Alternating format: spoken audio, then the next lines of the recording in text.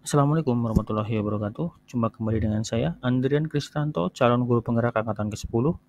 Kali ini saya akan memaparkan koneksi antar materi modul 2.3 coaching dalam supervisi akademik. Adapun tujuan pembelajaran khusus, CKP menyimpulkan dan menjelaskan keterkaitan materi yang diperoleh dan membuat refleksi berdasarkan pemahaman modul 2 dalam berbagai media. Ada 3 hal yang nanti akan saya sampaikan. Yang pertama, pemikiran reflektif terkait pengalaman belajar, analisis untuk implementasi dalam konteks CGP, dan keterkaitan materi. Bagaimana peran Anda sebagai seorang coach di sekolah dan keterkaitan dengan materi sebelumnya di paket modul 2 yaitu pembelajaran berdiferensiasi dan pembelajaran sosial dan emosional. Yang pertama, setelah mempelajari modul 2.3 ini, saya memahami bahwa saya sebagai guru penggerak haruslah mampu menjalankan salah satu peran guru penggerak, yakni menjadi coach bagi guru lain. Agar mampu menuntun rekan sejawat, saya juga harus menentukan sendiri solusi atas masalah yang dihadapinya melalui kegiatan supervisi akademik menggunakan konsep coaching. Coaching sendiri dapat kita artikan sebagai satu proses yang menstimulasi dan mengeksplorasi pemikiran dan proses kreatif seorang atau coachee untuk memaksimalkan potensi pribadi dan profesional yang dimilikinya. Coaching lebih kepada membantu seorang untuk belajar atau menuntun daripada mengajarinya. Agar mampu menjadi coach yang baik, saya harus memiliki yang pertama, paradigma berpikir coaching, yaitu fokus pada coachee atau rekan yang akan dikembangkan, bersikap terbuka dan ingin tahu, memiliki kesadaran diri yang kuat, dan mampu melihat peluang baru dan masa depan. Selanjutnya, prinsip coach yaitu kemitraan, proses kreatif, memaksimalkan potensi. Selain itu juga kompetensi inti coach, saya juga harus memiliki kehadiran penuh, mendengarkan aktif, dan mengajukan pernyataan berbobot. Agar proses coaching berjalan dengan baik, saya harus menerapkan yaitu alur percakapan Tirta. Yang pertama tujuan, yang kedua identifikasi, rencana aksi, dan tanggung jawab. Setelah mempelajari modul 2.3 ini, saya merasa tercerahkan dan termotivasi untuk menerapkan prinsip coaching dalam membantu rekan sejawat untuk menemukan solusi atas masalah yang dihadapi. Saya yakin bahwa dengan menerapkan paradigma berpikir coaching dan prinsip-prinsip coaching dalam penyelesaian masalah, rekan sejawat akan lebih terbuka dan tidak merasa malu ketika menceritakan masalah kepada saya. Saya juga menjadi lebih percaya diri untuk menerapkan paradigma dan prinsip coaching setelah mendapat kesempatan berbagai hal terkait memperhatikan proses coaching bersama rekan CKP yang lain.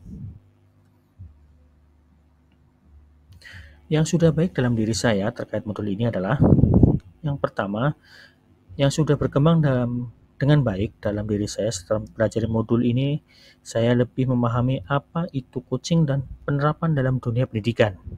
Melalui praktek coaching yang saya laksanakan, saya mampu untuk melakukan coaching menggunakan alur data dengan baik.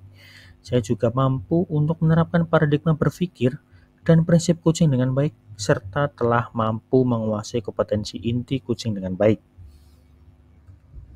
Kemudian, kompetensi yang akan saya tingkatkan ke depan adalah terkait coaching adalah saya akan lebih fokus pada coaching. Saya melakukan coaching, saya juga akan berusaha sebisa mungkin untuk mengarahkan coaching dalam menemukan solusi atas masalah dan menggali lebih dalam lagi potensi dirinya tanpa adanya asumsi-asumsi pribadi dari saya. Yang kedua, analisis implementasi dalam CGP. Bagaimana penerapan coaching untuk supervisi akademik? Supervisi akademik sejatinya adalah kegiatan pemberdayaan dan pengembangan kompetensi diri dalam rangka peningkatan performa mengajar dan pencapaian tujuan pembelajaran. Sehingga penerapan coaching dibutuhkan sebagai peningkatan motivasi ataupun komitmen diri seorang guru agar kualitas pembelajaran meningkat seiring meningkatnya motivasi kinerja pada guru. Ketika melaksanakan supervisi akademik dengan prinsip coaching, kemitraan dapat terbangun dan membuka peluang di akselerasinya kesadaran yang mendorong tindakan aksi yang dilandasi kepercayaan coachee kepada coach. Dalam prosesnya, kita tidak perlu memandang perbedaan jabatan karena dalam hal ini terjadi proses kolaboratif antara supervisor dan guru.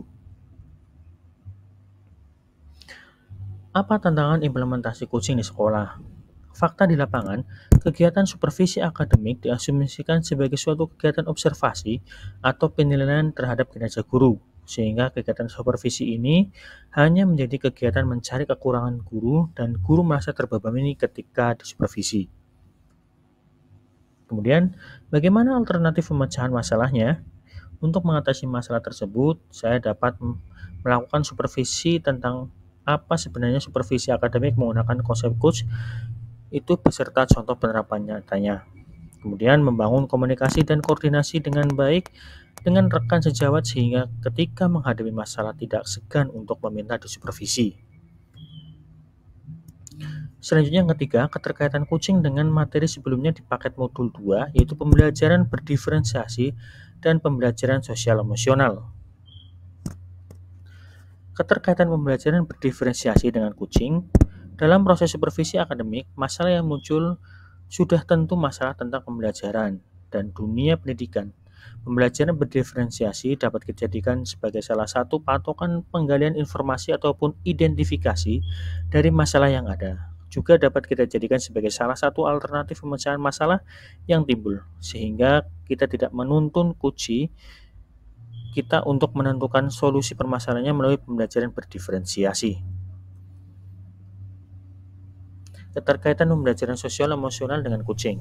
Dalam proses supervisi akademik, sangat diperlukan penerapan kompetensi sosial emosional, yakni kesadaran diri, manajemen diri, kesadaran sosial, keterampilan berelasi, dan pengambilan keputusan yang bertanggung jawab, baik bagi coach maupun bagi kuci.